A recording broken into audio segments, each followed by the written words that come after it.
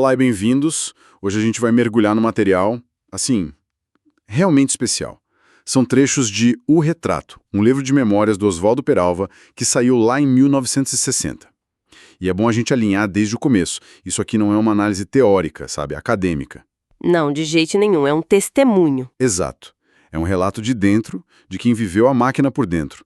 O Peralva foi um membro importante do Partido Comunista Brasileiro, o PCB. E o livro é essa jornada dele, sabe? De um militante super idealista até a desilusão total.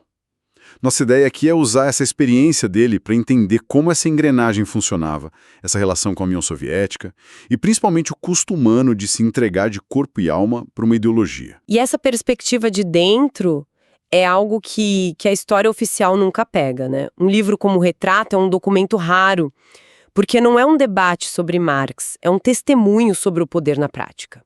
O Peralva nos dá acesso à psicologia do controle, a como funcionava uma organização totalitária na Guerra Fria. É um olhar muito íntimo sobre como um ideal que prometia libertação acabou virando uma jaula para os seus seguidores mais fiéis. Perfeito. Então vamos começar com um conceito que o Peralva diz que é a chave para tudo. O homem do aparelho. O aparelho, basicamente, era a estrutura profissional clandestina do partido. E a transformação que ele descreve é radical. Segundo ele, quando o militante entrava para o aparelho, ele deixava de ser um indivíduo. Ele perde a vontade própria, né? Totalmente. Ele usa uma imagem muito forte. A pessoa vira uma parcela inseparável do partido. Uma peça na engrenagem, sem consciência própria. E o fascinante aqui é a psicologia por trás disso, dessa submissão.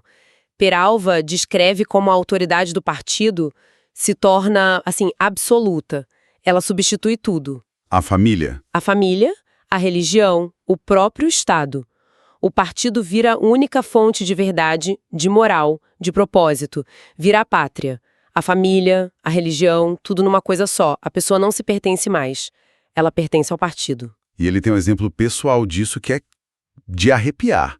Um dia, sem nenhum aviso, um dirigente chama ele e simplesmente comunica. Não é um pedido, é uma comunicação. Uma ordem. Uma ordem de que ele deve se separar da esposa, dos filhos, por anos para uma missão em Moscou. E o mais chocante é a reação interna dele. Ele conta que a possibilidade de dizer não simplesmente não existia na cabeça dele. Isso leva a gente para aquela pergunta, né? O que faz uma pessoa inteligente, idealista, abrir mão de tudo, de si mesma, desse jeito? E ele aponta os mecanismos de controle. A hierarquia era rígida, claro, mas a arma mais poderosa era a ameaça de expulsão. Ah, sim. Os canais de difamação. Exato.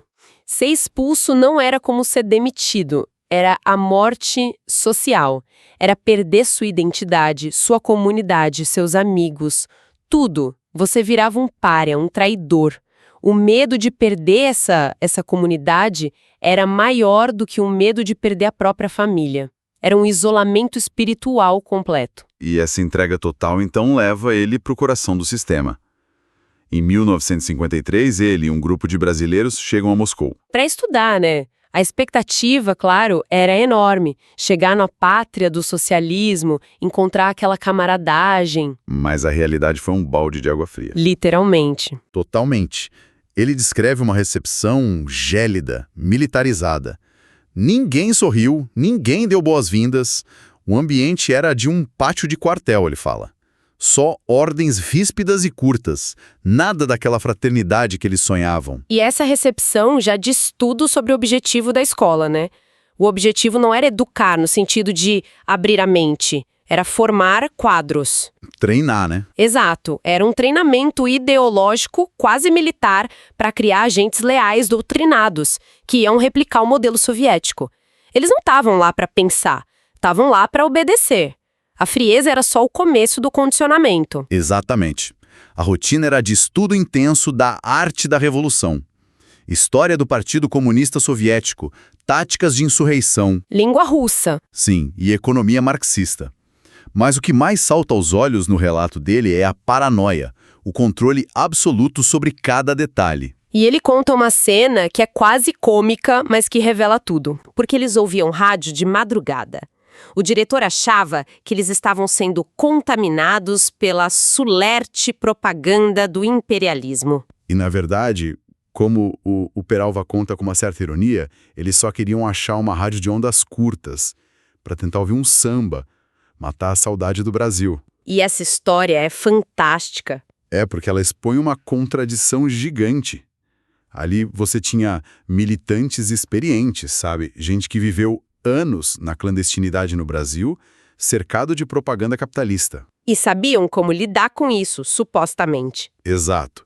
E de repente em Moscou são tratados como crianças, como se fossem frágeis, incapazes de discernir, como se o som de um saxofone vindo do Ocidente pudesse destruir a convicção deles. Isso mostra a essência da visão totalitária, né? Não existe espaço para escolha. O partido tem que ser o único filtro da realidade. Sempre. E essa desconfiança toda se manifestava também numa hierarquia, numa rigidez que chocou os brasileiros. Ele descreve a figura do Korionov, um burocrata do PCUs, que supervisionava eles como um príncipe soviético. Um príncipe. Sim, os detalhes são muito visuais. O colarinho de seda, o jaquetão bem passado, a postura de quem se sente superior. Aquela ideia de igualdade comunista que eles traziam do Brasil simplesmente desmoronou ali. E isso não era um desvio, né? Era a estrutura do sistema. O regime soviético não aboliu as classes. Ele criou uma nova nobreza. A nomenclatura, a elite do partido com todos os privilégios, poder e um desprezo por quem estava abaixo. E na escola, nesse microcosmo, isso aparecia de formas humilhantes até. O chefe do grupo de brasileiros, um dirigente chamado José Souza, impunha umas regras de um rigor assim sádico. Tipo o quê? Peralva conta que ele controlava o número de cigarros que cada um podia fumar e fiscalizava até a duração das lâminas de barbear. Não acredito. A justificativa era: isto aqui é dinheiro do proletariado. Nossa, isso é o totalitarismo em miniatura. É fascinante, de um jeito sombrio. Porque se o partido pode controlar a coisa mais insignificante da sua vida, como a sua lâmina de barbear, ele pode controlar tudo. Tudo. E invadir a vida íntima de uma forma brutal. O Souza chegou a separar casais. Maridos e esposas tinham que dormir em alas diferentes. E Peralva narra uma cena que parece mentira. Uma espiã do grupo que correu para denunciar um colega. O crime terrível. Qual era? Ele estava de mãos dadas com a própria esposa no corredor. Que absurdo. E nas festas, que eram raras, era proibido homem e mulher dançarem juntos. Essa destruição da vida privada, essa vigilância mútua, é uma ferramenta clássica. O objetivo é quebrar qualquer lealdade entre as pessoas. A única lealdade permitida é a vertical, com o partido, e essa mentalidade vinha de cima. Ele conta uma história ótima de quando trabalhou no Cominform. Sim, o órgão de propaganda. Isso. Um redator-chefe soviético foi revisar um artigo dele sobre o Brasil e cortou a palavra televisão. Por quê? Porque a enciclopédia soviética dizia que o Brasil era um país atrasado. Portanto, o Brasil não podia ter televisão. Mesmo que tivesse, a realidade não importava. O que importava era a verdade oficial do partido. Mas essa estrutura toda, construída nessa fé cega, nesse controle absoluto, ela era muito frágil. Ela dependia de uma única coisa: a ideia de que o Partido Soviético e seu líder eram infalíveis. E aí vem o momento em que essa ideia é destruída. Pelo próprio partido. O colapso de um deus. Exatamente. Em 1956, no 20º Congresso do Partido, é quando o Khrushchev apresenta o Relatório Secreto e denuncia pela primeira vez oficialmente os crimes de Stalin, os expurgos, as torturas, a paranoia, o culto à personalidade. Para os comunistas do mundo todo que viam Stalin como o guia genial dos povos, o impacto foi um cataclisma. Peralva descreve a reação do grupo dele como um trauma profundo. Ele fala em choque, em noites sem dormir. A sensação de que o chão sumiu, né? Sim, a angústia de perceber que tudo aquilo que eles defenderam por anos como calúnias burguesas era a mais pura verdade, e admitida pela própria liderança soviética. Isso é devastador para os estrangeiros, que construíram a fé nessa imagem. Mas e os russos? Eles viveram aquele terror. Como foi a reação deles? E aí vem o contraste mais impressionante do livro. Enquanto os brasileiros estavam nessa crise existencial, ele descreve a reação dos comunistas russos que trabalhavam com ele como uma tranquilidade assustadora. Tranquilidade. Ele usa a expressão sorrisos infantis. Eles tratavam o relatório como mais uma calúnia, ou como algo sem importância. Para eles que cresceram dentro da máquina, a verdade era o que o partido dizia que era hoje. Se ontem Stalin era herói e hoje é criminoso, ok. A capacidade de se indignar, de ter um pensamento crítico, parecia ter sido completamente removida. Exato. E esse é o ponto da ruptura final, né? O relatório não quebrou só o mito de Stalin, quebrou o mito da infalibilidade soviética, que era o pilar de todo o movimento comunista internacional. A crise não era sobre um homem, era sobre a legitimidade do sistema inteiro que permitiu aquilo. A pergunta para gente como Peralva era inevitável. Se fomos enganados sobre isso, que era o mais sagrado, sobre o que mais fomos enganados? A base de tudo virou pó. Então, no fim das contas, a jornada que o Oswaldo Peralva descreve em O Retrato é a de um ideal que se transforma em pesadelo.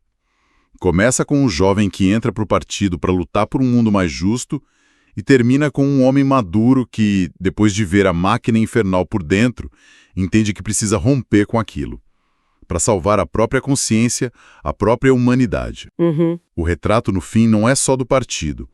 É da degradação de uma utopia pela própria estrutura que foi criada para realizá-la. E a reflexão que a experiência dele nos deixa é atemporal.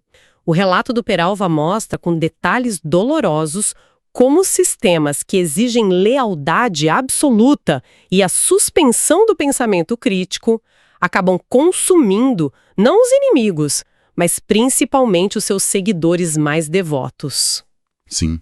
A busca por um paraíso na Terra levou à criação de uma distopia, de vigilância, de medo, de desumanização. E isso nos deixa com uma pergunta para refletir, né?